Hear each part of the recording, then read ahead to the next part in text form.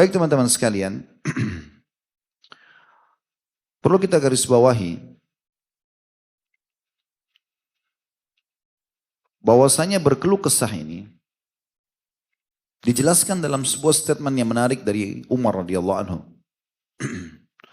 Beliau mengatakan kalau manusia itu ditimpa sebuah ujian, maka ada dua kondisi dan keadaannya. Yang pertama adalah dia menerimanya, sebagaimana dia menerima nikmat yang melimpah. Jadi misalnya pada saat dia sehat dia bisa menerima, pada saat dia sakit dia bisa menerima. Ini kondisi yang ada. Dan ini yang paling ideal, ini kondisi orang-orang beriman. Dia di saat pernah merasakan kekayaan, di saat terjadi ujian di hartanya, bangkrut, ditipu orang, utang belum dibayar, dia bisa menerima juga. Sebagaimana dulu dia menerima nikmat yang melimpah yang ada. Dan semua dalam kehidupan keseharian seperti itu. Dia bisa mengimbangi keduanya. Di saat nikmat ada, dia bersyukur. Di saat cobaan ada, dia bisa menerima dengan bersabar. Dan tidak berkeluh kesah. Ini yang paling ideal. Kata Umar, kalau orang seperti ini, maka dipastikan dia mendapatkan pahala karena menerima keputusan Tuhannya. Kemudian dia mudah untuk melaluinya. Karena orang kalau tahu ini adalah takdir Allah, dia nggak berkeluh kesah, dia mudah melaluinya. Sakit, dia bangun tidur tiba-tiba sakit. Oh Allah lagi uji saya. Sudah, dia nikmati saja prosesnya. Sambil ikhtiar tentunya, berobat segala macam. Tapi dia tidak berkeluh kesah. Dan dia pasti menemukan solusinya. 3 hal. Dapat pahala, mudah melalui, dan dapat solusinya. Kondisi yang kedua adalah orang yang tidak bisa menerima ujian Allah. Penuh dengan keluh kesah. Maka dia akan mendapatkan dosa. Kenapa dapat dosa? Karena seperti protes Allah. Kenapa kau kasih aku ini ya Allah? Dan itu. Padahal Allah sebagai pencipta lebih menyayangi dia daripada ibunya menyayangi dia. Itu yang dikatakan oleh Nabi SAW. Demi zat yang jiwaku dalam genggamannya, sesungguhnya Tuhan kalian Allah lebih menyayangi kalian daripada ibu ini kepada bayinya. Kebetulan ada seorang ibu lagi menyusui anaknya. Jadi orang kalau berkeluh kesah, dia berdosa atas ujian Allah subhanahu wa ta'ala. Dia boleh introspeksi diri, dia boleh muhasabah, dia cari sebab-sebabnya apa lalu dia perbaiki keadaan iya. Tapi dia nggak boleh menolak ini keputusan Allah. Yang pertama itu, jadi dia dapat dosa. Yang kedua dia sulit melaluinya. Orang kalau nggak bisa terima pada saat Allah kasih dia sebuah ujian, kita temukan keluh kesah semua. Semua orang yang ditemui pasti diceritakan permasalahannya. Sulit dia melaluinya. Tapi mau nggak mau harus dia lalui sesuai dengan waktu yang sudah Allah takdirkan. Jadi antum berkeluh kesah dengan penyakit antum, tidak akan ada manfaatnya. Kemudian yang ketiga, tidak menemukan solusinya. Allah malah datangkan ujian itu, lebih berlipat ganda lagi karena dasarnya dia kufur terhadap hal tersebut. Apalagi kalau dia buka pintu-pintu maksiat, terjadi permasalahan malah mabuk-mabukan, ya. Malah bermaksiat kepada Allah, malah berzina, malah segala macam, maka akhirnya tambah hancur hidupnya. Dia tidak temukan solusi tapi jadi malah masalah dalam hidupnya. Jadi seperti itu gambarannya. Teman-teman sekalian, kegelisahan ini sebab utamanya yang muncul itu selain memang dia ada potensi dalam diri sebagai ujian, itu karena kemaksiatan. Orang kalau jauh dari kemaksiatan, maksiat apapun, kecil ataupun besar kepada Allah subhanahu wa ta'ala, pastikan dia pasti akan bahagia. Biar cobaan datang seperti apapun kita temukan dia bisa menerima. Tapi kapan memang diikuti dengan kemaksiatan maka itu jadi masalah buat dia. Banyak dalilnya. Di antara dalil adalah hadis riwayat Tirmidzi di mana Nabi alaihi salatu wassalam bersabda, "Da' ma yaribuka ila ma la yaribuk. Fa inna sidqa tuma'nina wa innal kadhiba ribah." Tinggalkanlah sesuatu yang meragukanmu kepada sesuatu yang tidak meragukanmu. Orang muslim itu jalan lurus-lurus saja. Jelas halal dia nikmati, jelas perintah dia kerjakan. Dan dipermudah, dahulukan yang wajib, kalau sudah mampu baru lakukan yang sunnah. Sampai ajal datang selesai. Hidup di dunia enak, mati juga masuk surga. Gitu kan? Simple aja gitu. Jadi seperti itu, kalau udah ragu. Kalau dia yakin, dia jalan. Lalu kata Nabi SAW, fa inna sidqa tuma'nina. Ketahuilah, Kejujuran itu, karena ini adalah bagian daripada amal saleh, adalah ketenangan jiwa. Kapan orang jujur, walaupun pahit untuk diucapkan, dia tenang. Tapi kata Nabi SAW, wa innal kadhiba ribah. Kapan seseorang itu berbuat dosa, bermaksiat, maka akan menjadi kerancuhan dalam hidupnya. Akan memunculkan keluh kesah itu. Jadi permasalahannya karena dia tidak bisa menerima keputusan Allah justru karena dosa yang dia lakukan. Kemudian dari lafaz yang lain, fa innal khaira tuma'nina wa inna syarra ribah. Hadis diriwayatkan oleh Al-Hakim. Sesungguhnya semua kebaikan dan kepatuhan yang dikerjakan pasti akan mendatangkan ketenangan hidup. Walaupun dia miskin hidupnya, pas-pasan, mungkin juga masih belum punya pekerjaan, masih pengangguran, tapi karena dia ikuti hidupnya dengan ketaatan kepada Allah, kita temukan orang ini ya pelong aja hidupnya. Makan apa adanya, pakaian apa adanya, dia lurus-lurus saja. Mus'ab radhiyallahu anhu, sahabat Nabi yang mulia ini, anak kaya raya di Mekah. Dia kalau jalan, orang sudah tahu tampannya luar biasa. Sampai diberikan julukan, ini kembarannya Nabi SAW. Waktu beliau terbunuh di perang Uhud karena pegang bendera, ya, Ibnu Lutbiyah berkata pada saat itu, sesungguhnya aku telah membunuh Muhammad. Kenapa dia bilang begitu? Karena Mus'ab bin Umair mirip sekali dengan Nabi SAW. Tampan sekali. Dia kalau jalan di Mekah itu orang semua kagum lihat ketampanannya. Bajunya selalu baru dan bersih. Wanginya kecium dari jarak jauh. Sampai menjadi idola di Mekah. Di kalangan para anak muda. Setelah masuk Islam, orang tuanya yang kaya raya nolak. Tidak mau menerima dia. Akhirnya diputuskan semua sumber pendapatannya. Tapi apa yang terjadi? Karena dia isi hatinya dengan keimanan dan dia sibuk dengan amal soleh mengikuti ajaran Nabi SAW, hidupnya tenang. Walaupun dia makan dengan sahabat makan apa dia ikut. Dan pada saat dia meninggal di Uhud, tidak ditemukan pakaian atau kain yang bisa menutupi badannya. Bajunya kalau ditarik ke kepala kakinya kelihatan. Kakinya ditutup kepalanya kelihatan. Tapi dia dapat ketenangan. Ada ketenangan jiwa yang dirasakan. Sebaliknya orang kalau banyak buat maksiat itu luar biasa. Walaupun kita lihat fasilitasnya banyak, tapi kita akan temukan keadaan hidupnya itu tidak tenang. Di sini Nabi SAW mengatakan sungguhnya kebaikan itu pasti membawa pada ketenangan wa inna syarra ribah. Dan semua dosa, semua keburukan akan membawa kepada kegelisahan. Demikian pula sabda Nabi alaihi salatu wassalam di dalam hadis riwayat Muslim, al-birru husnul khuluq wal ithmu ma haka fi nafsika wa karihta an yattali alaihi nas. Kebaikan itu adalah akhlak yang baik, santun kepada Allah dan juga kepada makhluk. Dan dosa itu apa yang menggelisahkan jiwamu. Jadi penyebab gelisah ini bergejolak dan akhirnya yang dasarnya ada bentuk ujian dalam diri kita. Bisa bergejolak dia justru karena dibumbuhi atau dipicu dengan dosa. Wal ithmu ma haqa fi nafsika, dan dosa itu semua yang membuat jiwamu bergelisah. Wa karihta an yattali alaihi nas, dan kau tidak suka kalau orang melihatnya. An-Nawawi rahimahullah berkata, dosa selalu menggelisahkan dan tidak menenangkan bagi jiwa. Di hati pun tampak tidak tenang dan selalu khawatir dengan dosa tersebut. Ini diambil dari penjelasan dalam Sahih atau Syarah Sahih Muslim yang ditulis oleh beliau atau ditelusuri oleh beliau tentunya. Kemudian teman-teman sekalian, Nabi SAW juga memberikan kata kunci kepada kita melalui nasihat kepada salah satu sahabatnya yang bernama Wasibah radhiyallahu anhu. Sahabat ini mengeluhkan kepada Nabi SAW tentang kondisi hatinya yang kadang-kadang tidak tenang. Maka Nabi SAW berkata kepada beliau, istaftih nafsak, istaftih qalbak ya Wasibah. Coba kamu tanyakan fatwa itu ke dalam dirimu sendiri, hai Wasibah. Dan tanyakan juga ke dalam hatimu.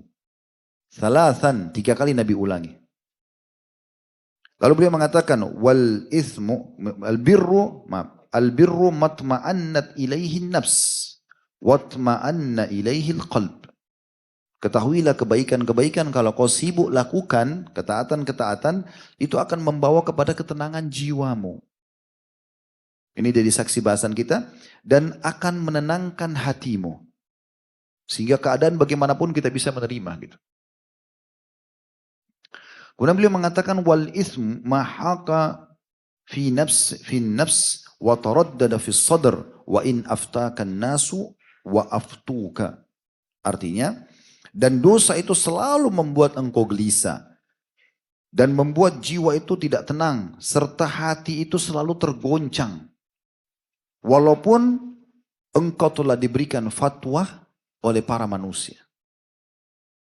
Tentu teman-teman sekalian di sini perlu digarisbawahi ya.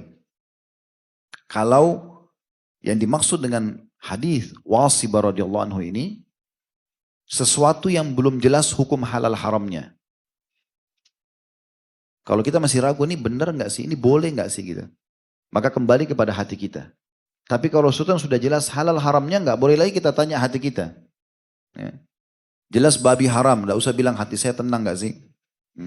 Nggak perlu, udah haram selesai. Tapi kalau antum lagi mau diajak transaksi bisnis, antum nggak tahu hukumnya, belum tanya fatwanya. Atau antum tanya memang jawabannya juga belum jelas. Sesuatu masalah-masalah yang kontemporer, yang baru gitu. Maka akhirnya antum tanya hati antum, tenang nggak sih? Ini juga masuk dalam makna hasil daripada istikharah. Tidak harus mimpi, tapi ketenangan jiwa. Ketenangan hati untuk melanjutkan pernikahan tersebut, pekerjaan tersebut, dan seterusnya. Nah itu yang dimaksud. Ibnu Rajab rahimahullah mengatakan, hadis Wasibah ini dan yang semakna dengannya menunjukkan agar kita selalu merujuk pada hati ketika ada keraguan. Jika jiwa dan hati tenang, maka itu suatu kebaikan dan halal. Namun jika hati dalam keadaan gelisah, maka itu berarti suatu dosa dan keharaman. Ingatlah, kata beliau, hadis Wasibah dimaksudkan pada perkara yang belum jelas halal haramnya. Apakah termasuk dosa atau bukan? Sedangkan yang sudah jelas halal haramnya, maka tidak perlu rujuk ke dalam hati. Tapi yang kita tidak beratkan di sini teman-teman sekalian, bahwasanya kegelisahan yang sedang dibahas dalam dosa besar ini, itu disebabkan selain ada potensi dalam diri memang karena dosa. Memang karena adanya dosa. Ini diambil dari kitab Al-Jami' Ulum wal Hikam, tulisan beliau sendiri Ibnu Rajab di halaman 304.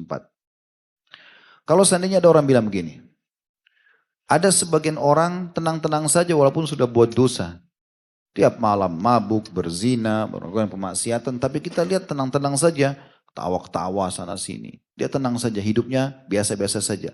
Maka bagaimana jawabannya? Sementara tadi Ustaz sudah memberikan gambaran, kalau buat dosa pasti hati gelisah.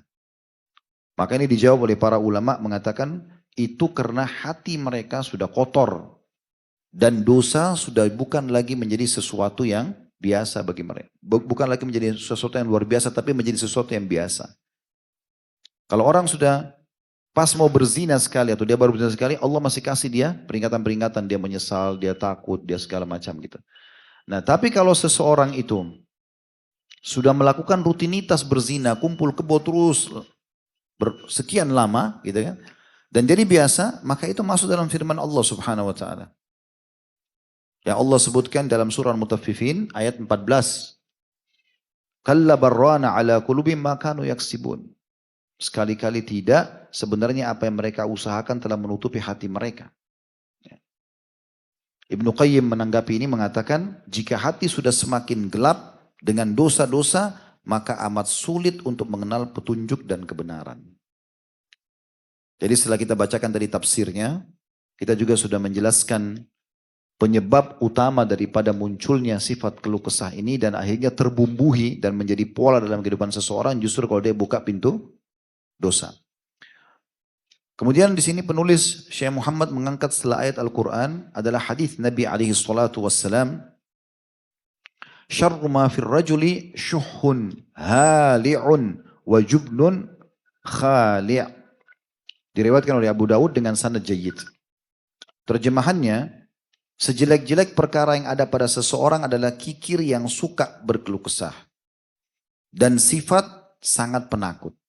Di sini kan beliau mengangkat dalam judul buku ini, judul dosa besar ini, Al-Khal'u, sifat gelisah dan keluh kesah, serta penakut. Diambil daripada hadis ini. Jadi karena Nabi SAW mengatakan, syarru ma fir rajul.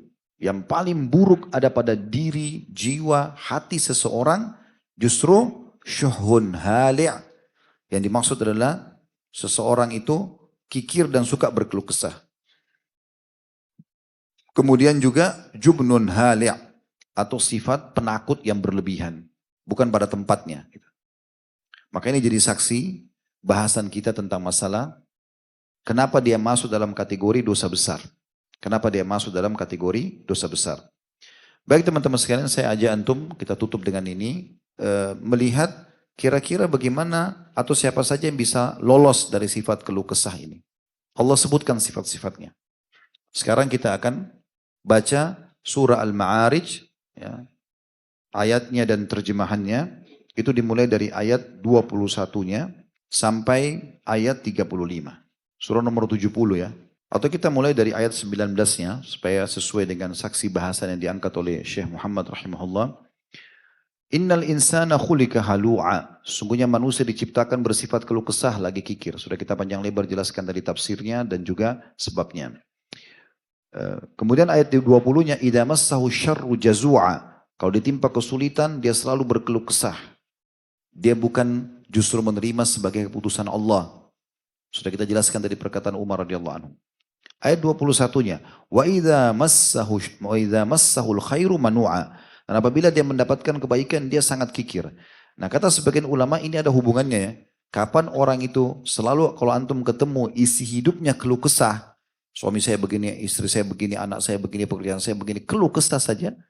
Tidak ada bahkan lisannya mengatakan alhamdulillah, pastikan orang itu kikir. Ini seperti satu paket. Sebagaimana juga orang kalau kikir, pasti keluh kesah hidupnya. Kemudian kita masuk di ayat, bukan 21, tapi ayat 22-nya ya, solusinya di sini. Illal musallin.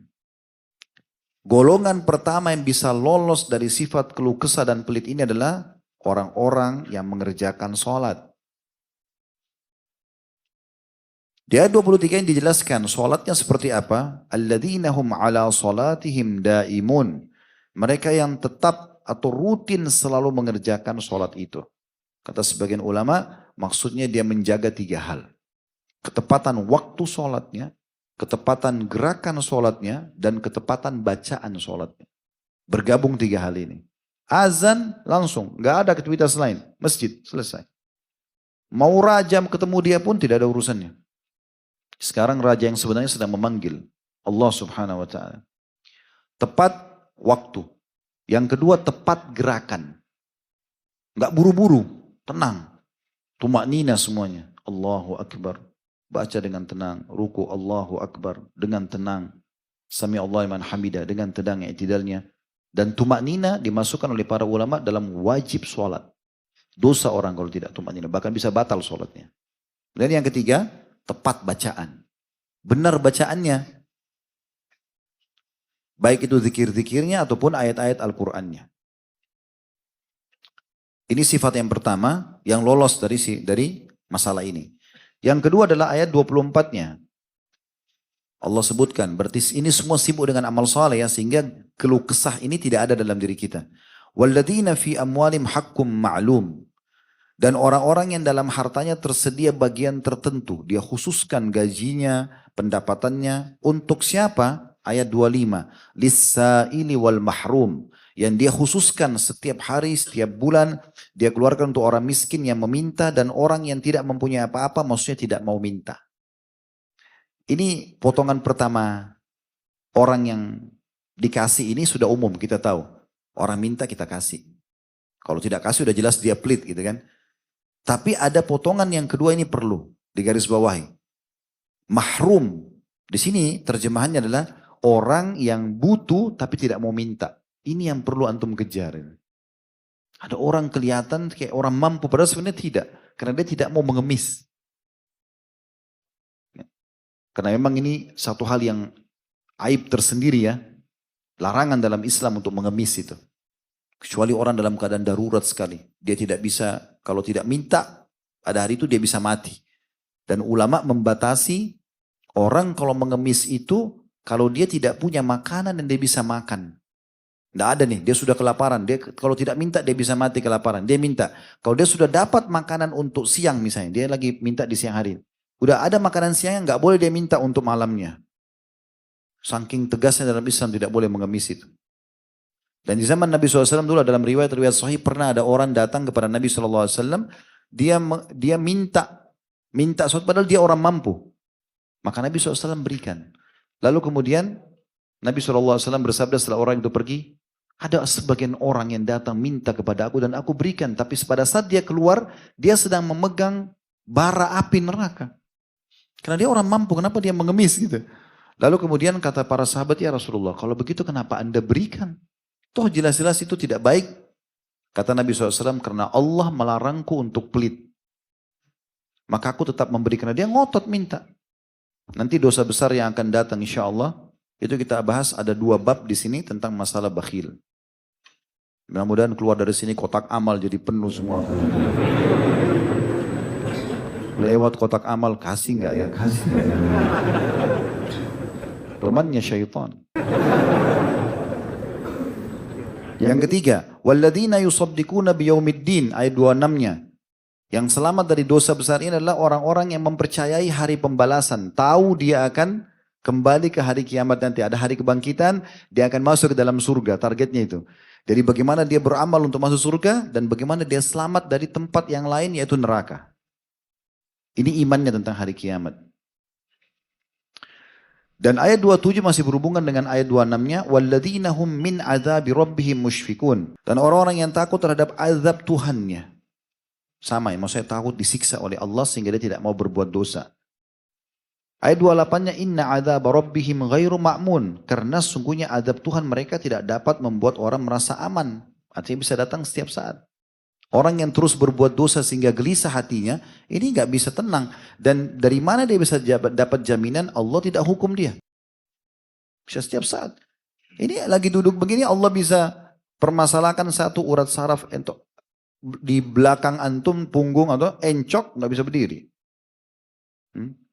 Tidur bantal disalahin, salah bantal. Dan Allah lagi uji tuh, ini leher saya kasih pinjam kamu 30 tahun nggak pernah disyukuri. Ini coba balik saja nggak bisa. Kemudian selanjutnya sifat yang keberapa nih? 4 atau 5? Baiklah, anak ikut antum. Ayat 29-nya, walladzina hum li furujihim hafidhun, dan orang-orang yang memelihara kemaluannya. Maksudnya di ayat 30-nya, illa ala azwajihim aw ma malakat aymanum fa innahum ghairu malumin, kecuali terhadap istri-istri mereka atau budak-budak yang mereka miliki, maka sungguhnya mereka tidak tercela, artinya tidak berzina.